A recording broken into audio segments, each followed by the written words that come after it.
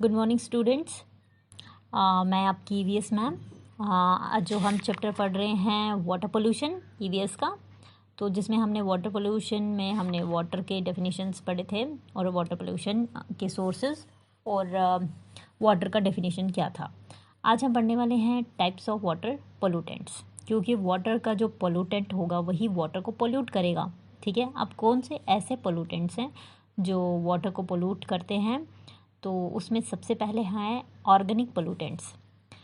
जो ये organic pollutant हैं, इसमें डेड और डिकेइंग प्लांट्स आते हैं, एनिमल्स आते हैं, जो इनका कुछ बचा खुचा जो डेड पार्ट रह जाता है एनिमल या प्लांट का, जो डिकेइंग पार्ट होता है, ये आता है ऑर्गेनिक पोल्यूटेंट में। जब ये पानी में चले जाते हैं, ये इस पानी को, कोई भी सड़ी हुई चीज़ जब पानी में चली जाएगी वो पानी को गंदा ही करेगी। और कुछ सिंथेटिक कंपाउंड्स जो बनाए जाते हैं, आर्टिफिशियली बनाए जाते हैं, वो भी ऑर्गेनिक पोल्यूटेंट का काम करते हैं, जिसमें हम पेस्टिसाइड्स बोलेंगे, जो पेस्ट को मारने के लिए होते हैं, तो वो भी ऑर्गेनिक पोल्यूटेंट हैं। या CCl4, पॉलीक्लोरिनेटेड बाइफिनाइल्स, ये कुछ सिंथेटिक कंपाउंड्स हैं जो एज ए ऑर्गेनिक पोल्यूटेंट का काम करते हैं और पानी को गंदा करते हैं। ठीक है, ये भी एक टाइप का है वाटर का पोल्यूटेंट। दूसरा है इनऑर्गेनिक पोल्यूटेंट्स। इनऑर्गेनिक पोल्यूटेंट्स में क्या है, इसमें कुछ मिनरल्स आते हैं, मिनरल एसिड्स आते हैं, इनऑर्गेनिक साल्ट आते हैं, मेटल्स आते हैं। जब ये सारी चीज़ें या उनके कंपाउंड्स, जो मेटल के कंपाउंड्स हैं, ये सारी चीज़ें जब पानी में चली जाती हैं, पानी को पोल्यूट करती है, तो ये भी एक वाटर पोल्यूटेंट बनता है। अब जो नेक्स्ट थर्ड वन है वो है माइक्रोबायोलॉजिकल पोल्यूटेंट। इस माइक्रोबायोलॉजिकल में क्या है, कुछ माइक्रो ऑर्गेनिजम्स जो बहुत ही छोटे होते हैं, जैसे बैक्टीरिया है, प्रोटोजोआ है, एल्गी है, वायरस, ये सारे जो होते हैं, ये जब पानी में बहुत ज़्यादा फ्लोरिश कर जाते हैं, रहते हैं, तो ये उस पानी को धीरे धीरे गंदा कर देते हैं। ठीक है, साफ़ नहीं रहने देते, वो पानी पोल्यूटेड हो जाता है, तो ये भी एक टाइप का पोल्यूटेंट है। फोर्थ है रेडियो एक्टिव पोल्यूटेंट्स। ये जो होते हैं रेडियो एक्टिव एलिमेंट्स, जिसमें हम बोलेंगे यूरेनियम, रेडियम, ये रेडियो एक्टिव एलिमेंट्स हैं। इनसे जो वेस्ट निकलता है, जो ये रेडियो एक्टिव एलिमेंट्स हैं, ये न्यूक्लियर पावर प्लांट में यूज़ किया जाता है। वहाँ से जब वेस्ट मटेरियल निकलता है, रेडियो एक्टिव वेस्ट निकलता है, जब वो चीज़ें, वो उस रेडियो एक्टिव पोल्यूटेंट बनता है, जब वही चीज़ें पानी में चली जाती हैं, तो वो उस पानी का एज ए वेस्ट, उस पानी को ये पोल्यूट करता है, तो ये भी एक टाइप का पानी का पोल्यूटेंट है। अब हम नेक्स्ट पढ़ने वाले हैं टाइप्स ऑफ वाटर पोल्यूशन। अब हमारे पास पानी का जो पहले तो हमारे पास क्या है, पानी क्या है, वाटर कितने सोर्सेज हैं, दूसरा हम मतलब वाटर के कितने टाइप्स के पोल्यूशन हैं वो पढ़ेंगे हम। टाइप्स ऑफ वाटर पोल्यूशन में सबसे पहला आता है ग्राउंड वाटर पोल्यूशन।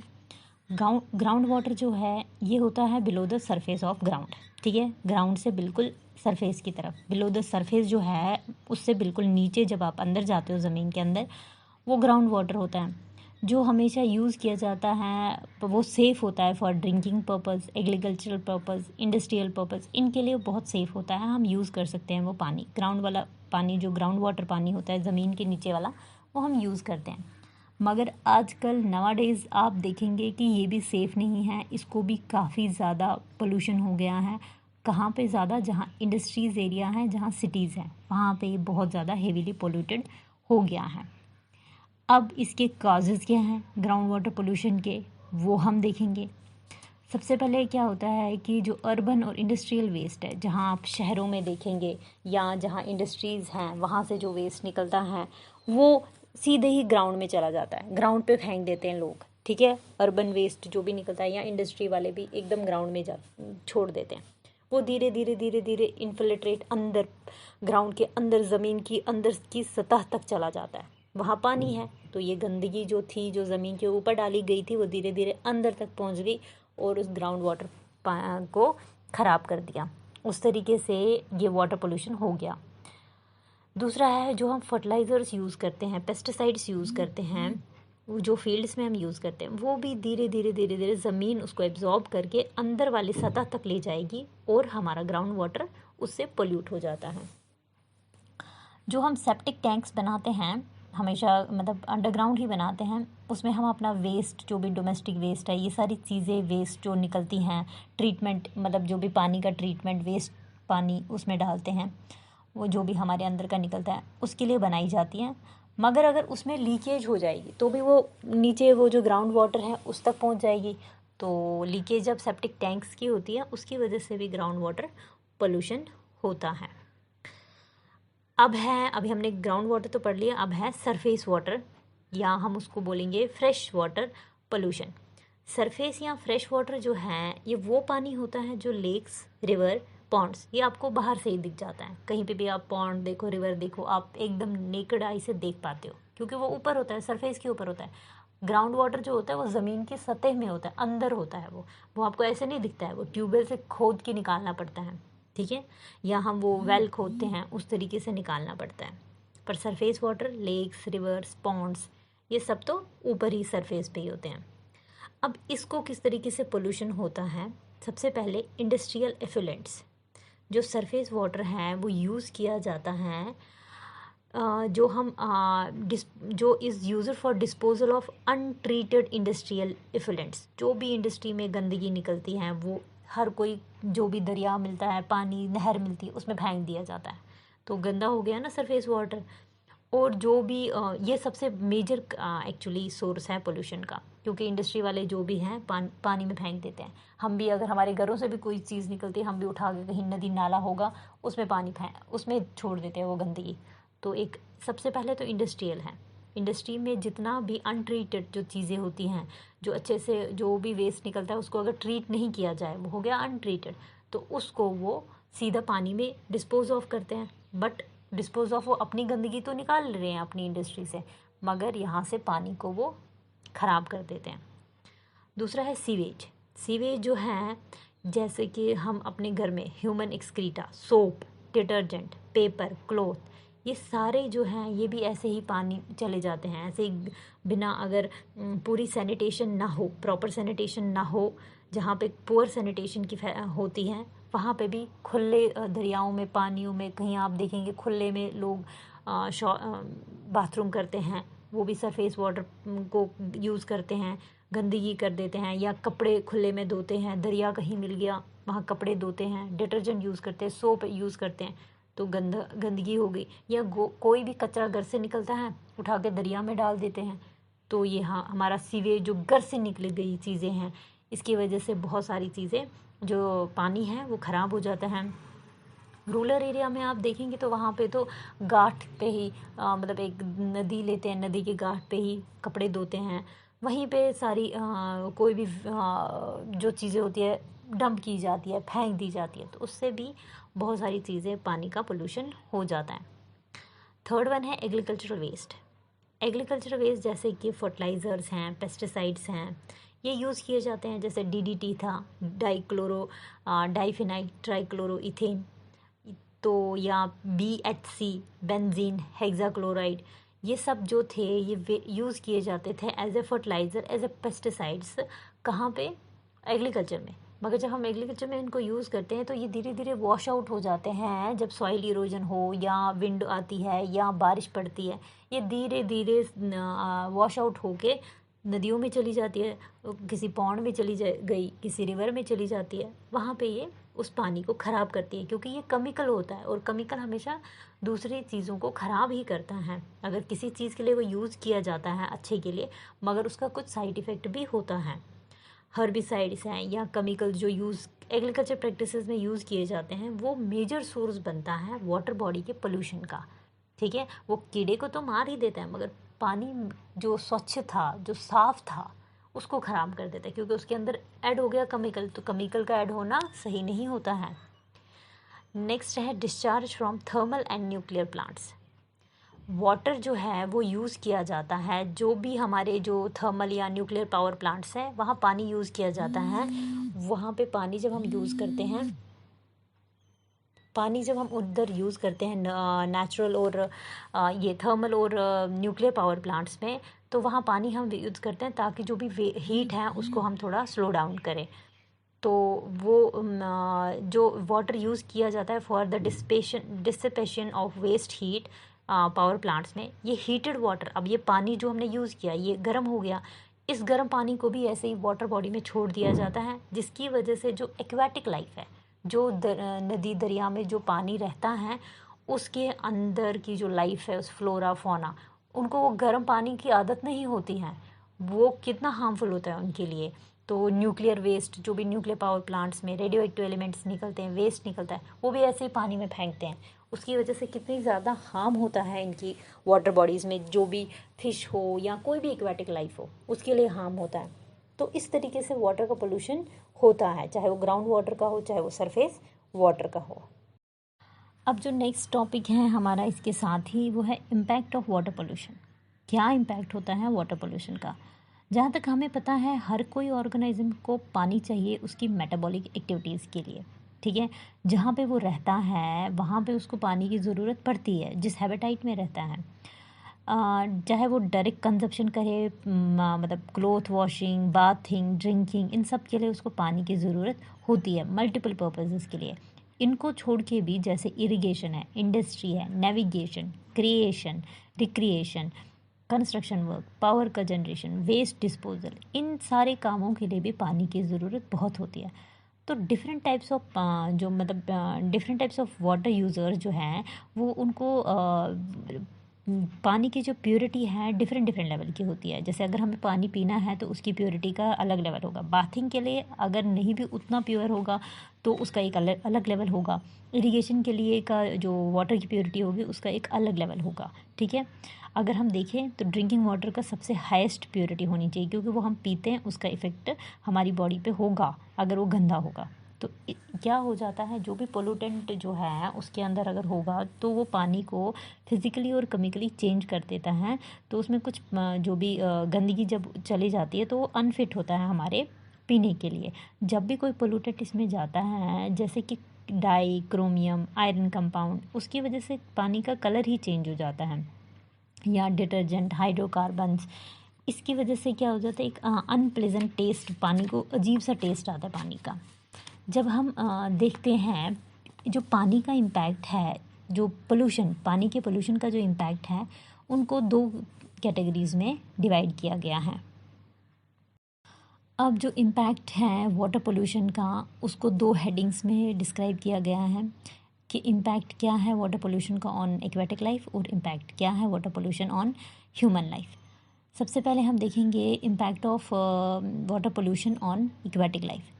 जो भी फॉस्फोरस और नाइट्रेट्स फर्टिलाइज़र्स में यूज़ होते हैं और वहीं से ये आते हैं, जब हम फर्टिलाइज़र एग्रीकल्चर फील्ड में यूज़ करते हैं वहाँ से ये आके सरफेस वाटर में चले जाते हैं, या डिटर्जेंट्स, ये सरफेस वाटर को कंटेमिनेट करते हैं, ये एज ए न्यूट्रिएंट का काम करते हैं। मतलब जो सरफेस वाटर में जो भी जैसे एल्गी है वो इन फॉस्फोरस नाइट्रेट डिटर्जेंट को खाती है, उसको ये न्यूट्रिएंट का काम होता है उसके लिए। तो ये जो होती है ये क्या कर देती है, धीरे धीरे एल्गी, ये इसकी ग्रोथ होती है पूरे सरफेस वाटर में।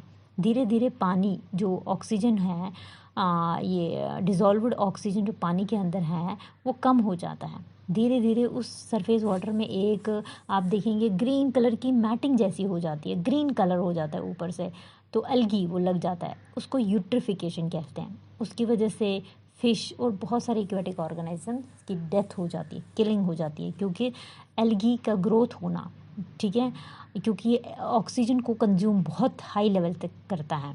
तो एल्गी का ग्रोथ कैसे हो रहा है, जब उसके अंदर ये सारी चीज़ें, ये केमिकल्स चले गए, ये पोल्यूटेंट चले गए, तो फिर इस पानी में एल्गी का ग्रोथ हो जाता है और वो एल्गी पानी का ऑक्सीजन लेवल कम कर देती है, और बहुत सारे फ़िश या और भी एक्वेटिक ऑर्गेनिजम्स हैं वो ग्रो करना कम कर देते हैं, वो मर जाते हैं।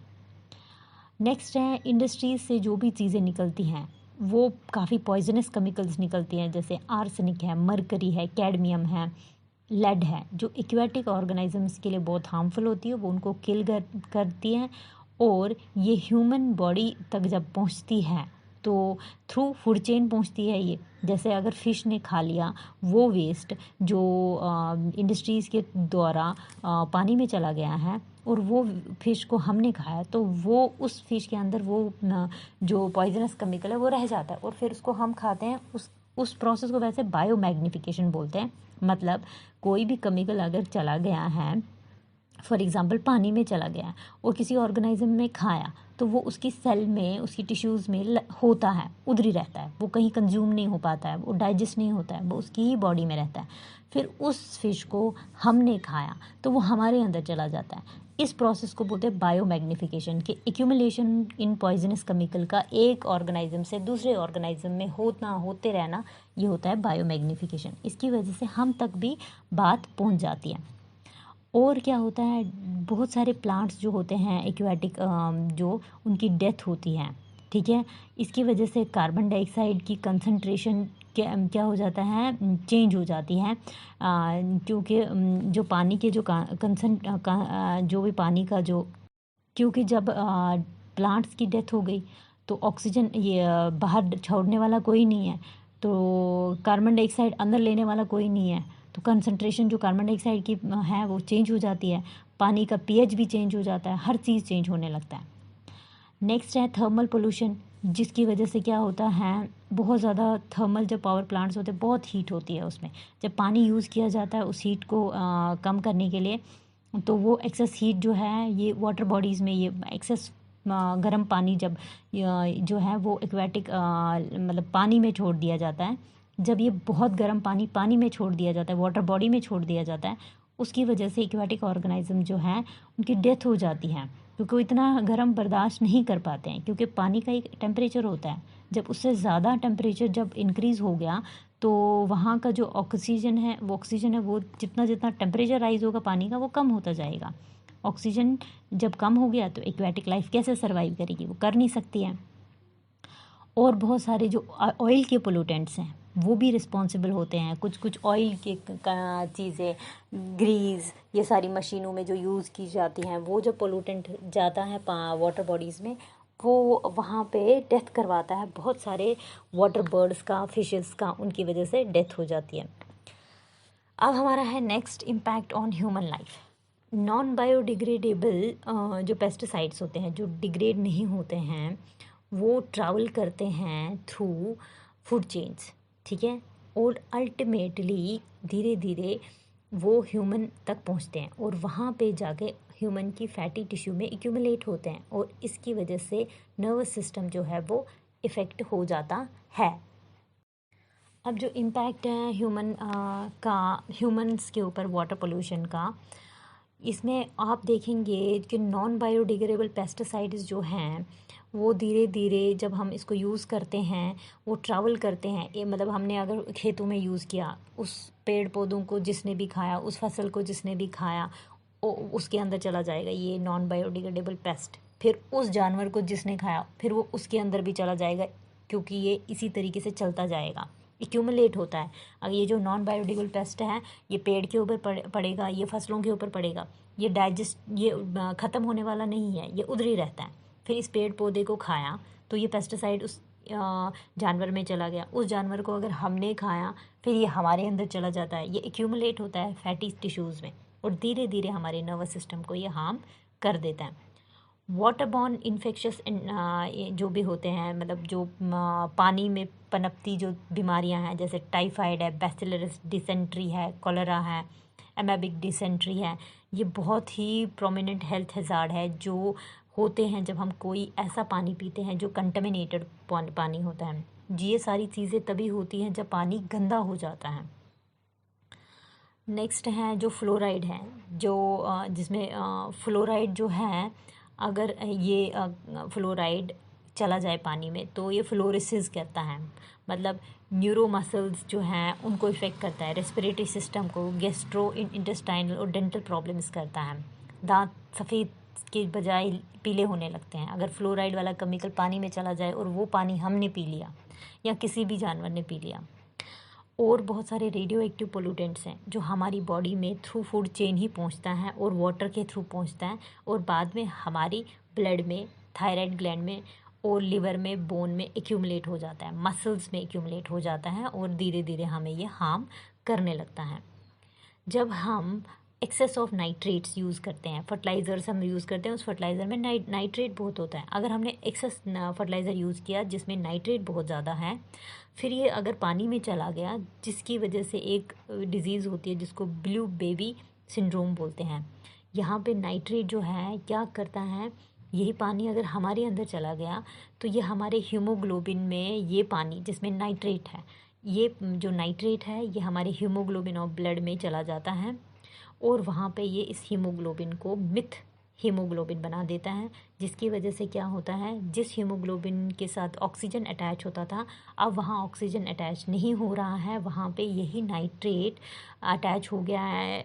तो और ऑक्सीजन कैरिंग कैपेसिटी जो हीमोग्लोबिन की थी वो कम हो रही है और इसकी वजह से धीरे धीरे जो बंदा ये पानी पीता है उसकी जो स्किन का कलर है वो धीरे धीरे क्या हो जाता है, उसकी स्किन का कलर ब्लू कलरिश हो जाती है। ठीक है, एक और है, अगर मरकरी का पोल्यूशन हो जाता है, मरकरी अगर पानी में चला गया तो एक डिज़ीज़ होती है जिसको हम मिनामाटा डिज़ीज़ कहते हैं, जो जापान में एक जगह थी मिनामाटा, वहाँ पे मरकरी बहुत लेवल तक पानी में चली गई और वहाँ पे उस जगह का नाम मिनामाटा था। जब वो पानी में चली गई और फिश ने वो पानी पिया तो मरकरी उसके अंदर चली गई, फिर जिसने भी वो फिश खाई है उसके अंदर वो मरकरी चला गया। उसकी वजह से लोगों का नर्वस सिस्टम, वहाँ के जो बच्चे होते थे नॉर्मली एबनॉर्मल पैदा होते थे, मेंटल डिस्टॉर्शन होता था उनको, फाइनली डेथ भी हो जाती थी। तो अगर यही सारे पोल्यूटेंट्स, यही सारे एलिमेंट्स पानी में चले जाते हैं और जब हम तक पहुँचते हैं तो ये बहुत ही हेल्थ हैज़ार्ड्स का काम करते हैं। इसलिए हमेशा पानी को साफ़ रखना चाहिए, गंदगी कभी भी पानी में नहीं डालनी चाहिए।